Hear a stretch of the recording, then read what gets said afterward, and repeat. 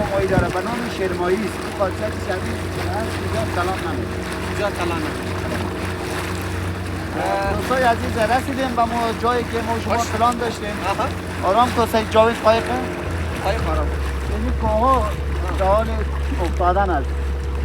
این یکی خوردهش او بازی درگه دیگه که جای است که فاصله تصویر دیده شد. فاصله بگیری؟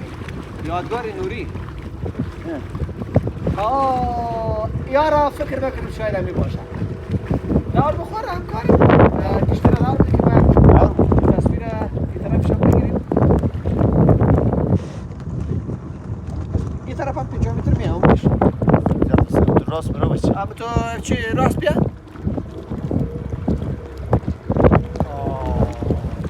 اینا بخی جدا شده. این در معرض خطر هم بگیم قرار داره. احتمالا. بله.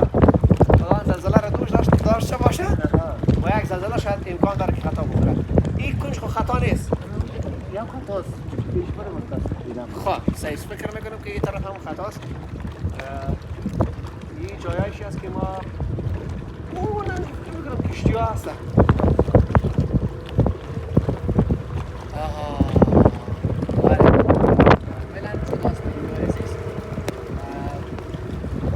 یک کامرا میتونه او را به تصویر بکشه، یک کامرا ما و محمد صاحب به تصویر میکشن. بله. بخی چیاش بخی جدا شده سعی کنیم بالا اون سنگا و یک فشار دیگه بود تا شاید بخی پایین بیاد.